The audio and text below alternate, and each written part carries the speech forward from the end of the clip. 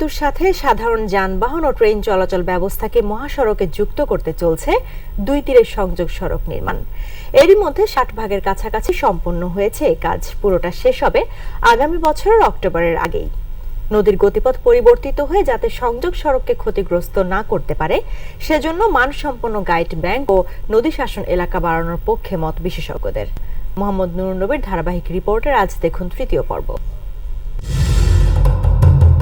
শরীয়তপুরে Jazeera point থেকে মাদারীপুরের পাঁচচর পর্যন্ত চলছে ১১.৫ কিলোমিটার পদ্মা সেতু সংযোগ সড়ক নির্মাণ। আবার মাওয়া অংশে ১.৭ কিলোমিটারের সংযোগ সড়ক নির্মাণ শেষ। তিনটি চুক্তির এ কাজে প্রায় ৬০ ভাগ শেষ হয়েছে এরই মধ্যে। দুই পাশে সংযোগ সড়ক এবং সার্ভিস এরিয়া তিনটা কন্ট্রাক্টের অ্যাভারেজ প্রোগ্রেস প্রায় ৬০% কাছাকাছি। দক্ষিণ অঞ্চলের সরাসরি ১৬টা ডিস্ট্রিক্টকে কানেক্ট করবে, এছাড়াও ৩টা ডিস্ট্রিক্টের গাড়ি, মোট ১৯টা ডিস্ট্রিক্ট। সংযোগ সড়ক নির্মাণ অংশে একসময় ছিল নদীর মূল প্রবাহ, তাই ভবিষ্যতে নতুন চ্যানেল সৃষ্টির সংখ্যা এড়াতে নেওয়া হয়েছে বিশেষ ব্যবস্থা। নির্মিত হচ্ছে ৫টি বড় বড় সেতু, ২০টি কালভার্ট, ৮টি আন্ডারপাস। এছাড়াও কিছু কিছু জায়গায় করতে হয়েছে স্যান্ড পাইলিংও। ২টি সার্ভিস এরিয়া নির্মাণ কাজ শেষ, একটি চলমান, চলছে টোল প্লাজার কাজও। কালভার্ট আন্ডারপাস যে ২৮টা ছিল ওগুলি কমপ্লিট, দুটো ব্রিজের কাজ কমপ্লিট, আর ৩টা ব্রিজ আন্ডার কনস্ট্রাকশন। অক্টোবর ২০১৬ সময়সীমা বেঁধে দেওয়া আছে, ইনশাআল্লাহ এর মধ্যে শেষ হবে। ৫ বছরের প্রজেক্ট ৩ বছরে আর কি কমপ্লিট হয়ে যাবে। সড়ক নিরাপত্তা নিশ্চিত করা হয়েছে, তাই বর্ষার পানি ক্ষতি করতে পারবে না কোনোভাবেই। কিন্তু ভয়, নদী শাসন এলাকার বাইরে দিয়ে যদি নদীর গতিপথ পরিবর্তিত হয়। তাই বিশেষজ্ঞরা গাইড ব্যাংক আরো শক্তিশালী এবং নদী শাসন এলাকা বাড়ানোর পক্ষে।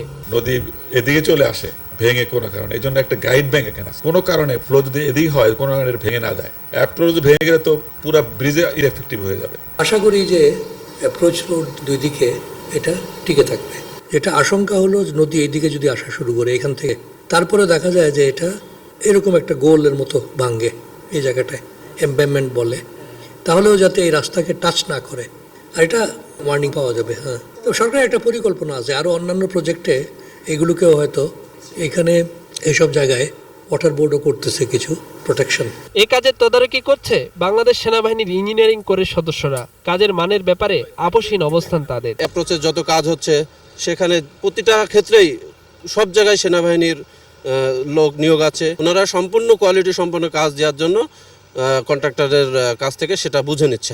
মূল সেতু নির্মাণের পাশাপাশি সমান গতিতে এগিয়ে চলছে পদ্মার দুই তীরে জলপথকে সংযোগ করার জন্য অ্যাপ্রোচ রোডের নির্মাণ কাজ। ইতিমধ্যে ৬০% কাজও শেষ করে এনেছে সংশ্লিষ্ট ঠিকাদারি প্রতিষ্ঠান এবং নির্ধারিত সময়ের আগে এই কাজ শেষ করার লক্ষ্য নিয়ে এগুচ্ছেন তারা। মোহাম্মদ নুরুন নবী, ২১ টেলিভিশন, শিবচর, মাদারীপুর।